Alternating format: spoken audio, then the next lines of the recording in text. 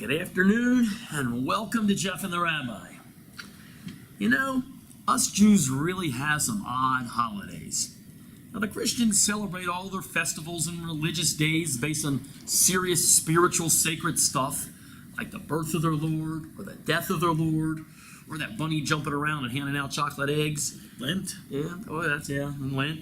The Muslim holidays, they're even more serious.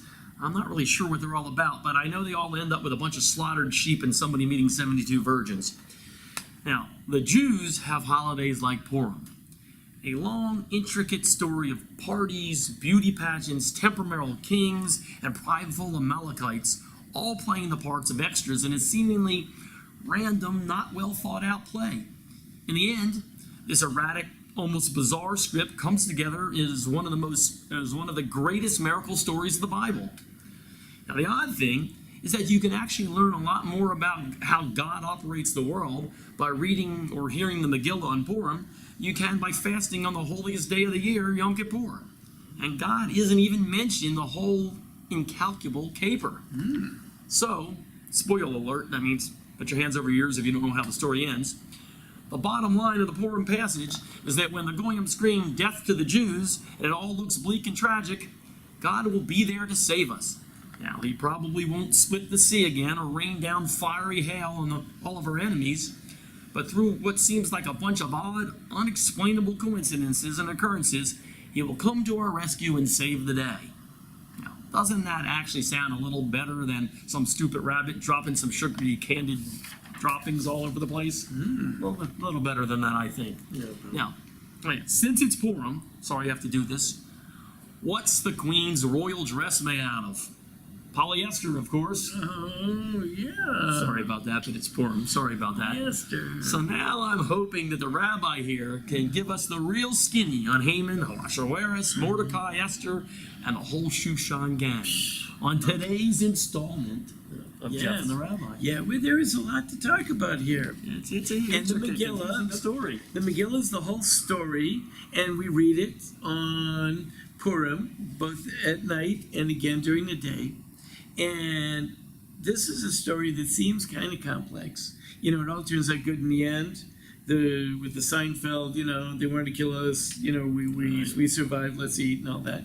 But if you look at the story, it seems really complex, and it seems really that there are lots of segments in the story that we could do without. If this went to Hollywood, Right. they would certainly leave some of the scenes on the cutting room floor. That's for sure. The screenplay guy would just Just get rid of all of it. Don't need Right, it. right. Let's simplify this. You're going to lose your audience and all that type of stuff. Therefore, it makes it even the more interesting when we read the laws of the reading of the Megillah, because, you know, in Judaism, everything you do, there's laws that go along with it. Lots of them. Yep.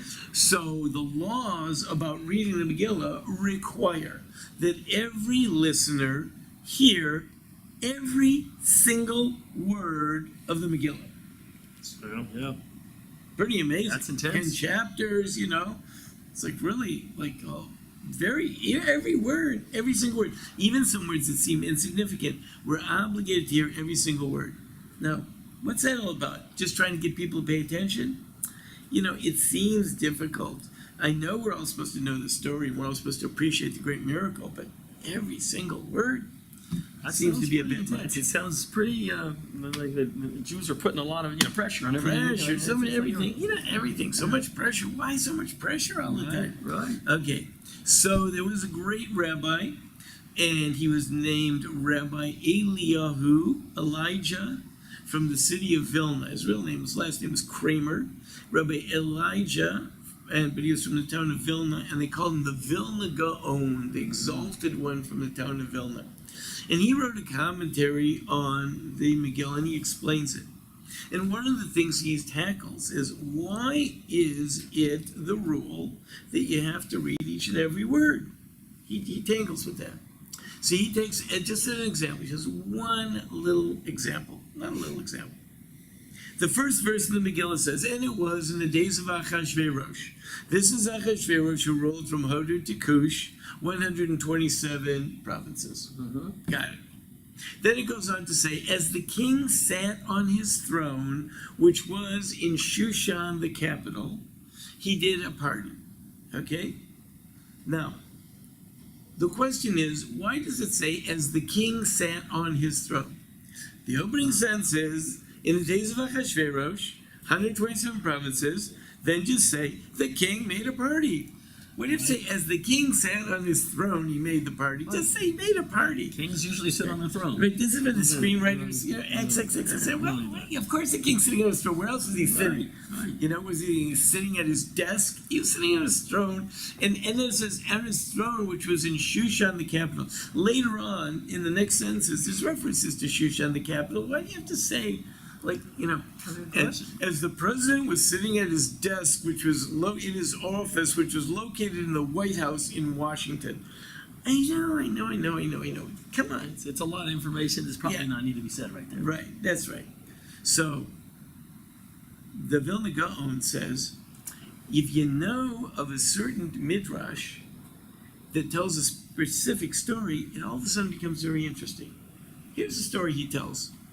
And I'm just bringing this as an example to the whole Megillah. King Solomon was known to have had a huge, elaborate throne. The throne had many steps on it, and you had to walk up to the top of the throne and sit down on the throne. Not only that, it was made with the greatest and most opulent materials. Not only that, it was mechanically operated. Oh wow. Okay, this is different. Yeah. That's even better than the one on the Game of Thrones. I'm sure you haven't seen that, but that's even better. It's Mechanically operated. Why? It had animals, 2 animals on each step. When you stepped on the first step, the 2 animals on the next step, on the next level, put out their paws or wings or whatever. Wow. And the king who was going up stood on the offered paws. And as he stood on them, that caused the next step to put out their wing or paw.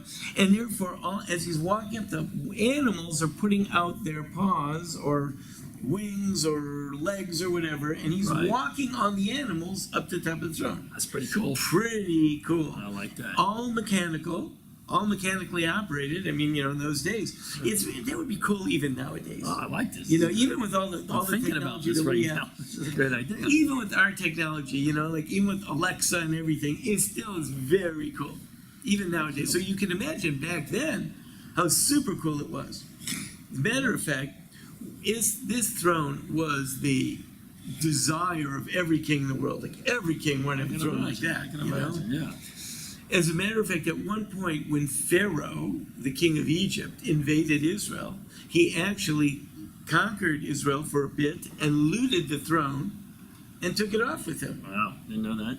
And when he took it back to Egypt, actually, there was a little bit of an end to the story. He was actually ascending the throne, and one of the mechanisms like snapped on him or snapped back on him and flipped him off from already halfway up, and he got hurt and actually spent the rest of his life partially crippled because of a bad ascending the throne accident. Wow, I never heard this story. Yeah. This must be And somewhere therefore he is famously known as, you can read about him, the crippled Pharaoh. Well, the story behind the story is how to become the crippled Pharaoh. He had a bad ascending the throne accident. There you go. Okay, I guess you had to be like practiced to pull this off. That's not an easy Well, thing. it's simple. The whole thing is very complicated. Right. Not for amateurs. You Right, got to right. really be a pro Yeah. in the operation No of this thing. Okay, so Solomon had this throne. Anyway, the throne somehow or another got lost or destroyed. King Ahasuerus comes to the throne of Persia, Media, Babylonian Empire, which he owns all of it. And he says, I want a throne like Solomon's throne. He commissioned a group of construction men in Shushan. Ahasuerus is living in Babylon, which is Iraq. He commissions these guys who are in Shushan, a city in Iran, Persia, to build this throne. They build the throne for him, and after 3 years, it's ready. Right. They send him a message. We got good news and we got bad news. All right. The good news is the throne is done. It's working great. The bad news is it's so big and so elaborate we can't move it. Ah, If we move it, it'll fall apart. thus the capital of Shushan. I'm figuring out here. This is great. I like it. Ahasuerus is now like, he's now got a problem. He wants that throne really bad. Wow. They cannot move it. He says, we move it, it's going to just fall apart. It's too complicated and all that. Right. If we move it, the thing is just going to come apart. Wow. Okay? So he decides, I am hereby moving my capital to Shushan. Just because this cool throne. Just because of the cool throne. You know, is that a good idea?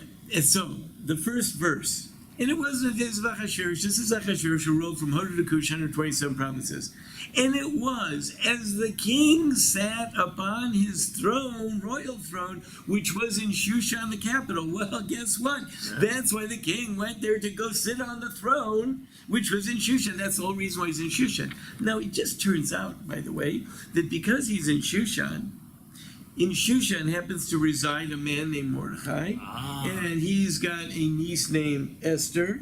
Wow. So this wouldn't have happened if he needed this throne and the throne couldn't be moved. And If all this was going on, if all this whole plot to kill the Jews was going on over there in Babylon, well, there would be no Mordecai there with no Esther there to become the queen to give the whole story. and this is just from the first line. That's all you know. That, right? That's right, the opening of the story. So there's more. There's more to this story. Everything goes on. It goes on like that, line after line after line. What is the message, says Vilna Gaon, is to teach you that each and every fact of this seemingly convoluted story is essential, as otherwise it wouldn't have gotten to the end. This wasn't just guys like playing around. But almost intentionally, it seems to be this way, we're saying. Right. It seems to be so, well, I don't need to hear this. Why is that important? That's right. And everything turns out to be essential. And the lesson, of course, is I guess that's what's going on here today within our lives. that's right. It's not just Mordecai and Esther and Ahasuerus and Shushan. It's you and me and Atlanta and Australia or wherever you're watching this, right? Right. All the stuff that's going on in everyone's life is all essential. And when we look at life that way, we start to see things differently. Now, you and I might not understand why that's so essential, because we don't necessarily have the background information on every little thing. Why did I meet that guy today? Why when I got there, why when I pulled up to that gas station was the little yellow thing on there that said out of service, which made me drive to the other gas station? Which meant that I, of course, was 3 minutes late for the appointment, which meant that, why? You are talking about a major case of OCD that you're going to put on the people right now. So wait a minute, if I didn't pick up the pen over here and move the pen over there, I don't know if I can go home today. So I'm here's the totally first. nervous So, right now. good point. All right. So all you OCD people, take a deep breath. Whew. You're not going to figure it out. Okay. You'll never figure it out. Does that mean I can't screw it up either? You'd have to be God, right? Right. But what you can do is you can appreciate that everything that happens is significant. And especially sometimes when things happen, particularly beyond our control. That's where we really have to get into it. When situations come up beyond our control, we should frame them as opportunities. As opportunities for me to react in the most positive way that I can to the given circumstances, and not to be dragged down by all the problems and all of the issues and all the things that aren't going my way. No, everything really is going your way. Really it is. Even when it looks bad, and we all know that there are bad things that happen in our lives that are beyond our control. And someone's going to be screaming right now, how can you say that X and some horrible tragic thing was good or good? Did God want this poor child to suffer or whatever? And the answer is, I don't know why, and I can't even begin to tell you why. And I think that if you're trying to figure out why, stop it. You're wasting your time. But be aware that everything is for a purpose if God is running the show, and it is very complex, and nothing should be overlooked. And particularly the fact that, God knows what's coming up, so he made that throne not movable. And in doing so, he put the salvation in place before the problem was even there. The problem was there. So, I mean, I know probably as I do a lot of things, overthinking a little bit, but the point of the matter is what I do not only affects me, but it affects you. It affects cameraman Ken over here. It affects every. I mean, so that's a well thought out plan. I mean, me doing something stupid or dumb, you clearly have no control over that. It can affect you getting home today. That you're going to take the wrong turn. It's going to stop and talk to me about some dumb question that I asked you for an extra 10 minutes. Right. So it's that well thought out. Right. Like, you put out your promo, your intro, and then Right. I've got to live with it. Yeah, you're the guy who's got to suffer for it because it's Jeff and the rabbi. So Right. And I have no control over it. Who knows what's going to happen? it's a pretty scary. So then let's just get back to the question that I'm sure people are thinking, well, do I have any free will? Do I have any say in this at all? Oh, yeah. Yeah. So I emphasized the events that are beyond our control. Like, Mordecai and Esther and everybody, they didn't have anything to do with whether this throne, I would bet you when the time came and they had the beauty pageant and Esther got swept up in the beauty pageant, I wonder if Esther was saying, rats, why did that stupid throne, why wasn't it portable? If he had moved it to Babylon, maybe I could have avoided getting caught up here. Right. I bet you that. So she could have reacted in the very beginning. I wish that throne had been movable.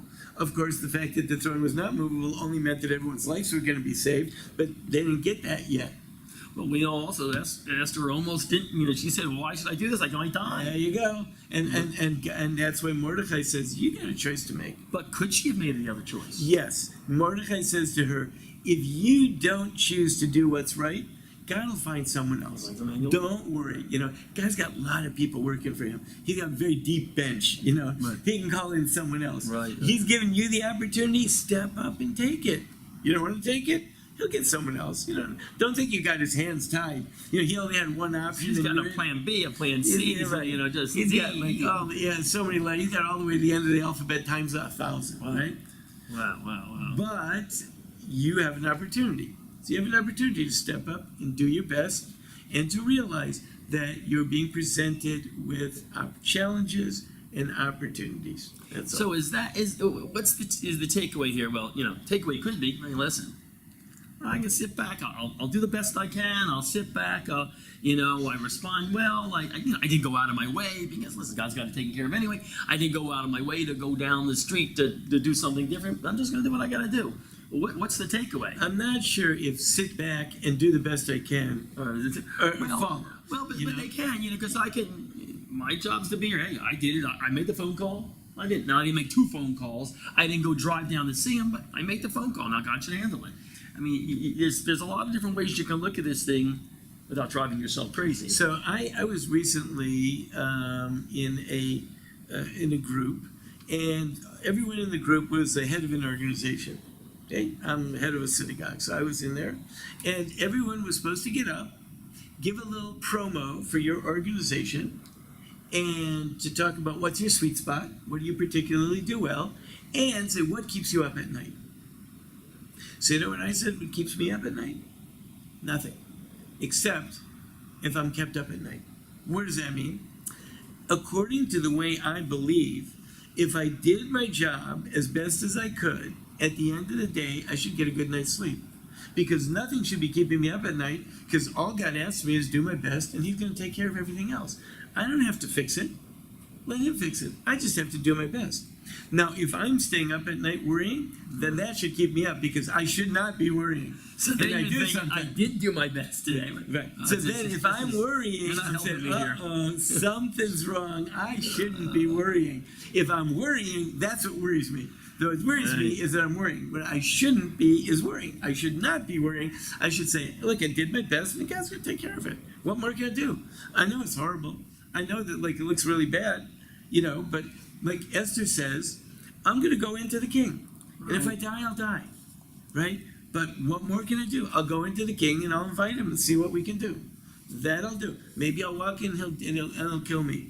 Okay? But she shouldn't be, gosh, if I would have worn the blue dress, maybe things would have been better. Right. That's where I'm going. That's what she does her best. She does her best. And if at the time she decided to wear the red dress and not the blue dress, then she's got to be able to go to bed at night and say, listen, it looked like the red dress was the best option at the time, and that's it. I can't do more than I can do.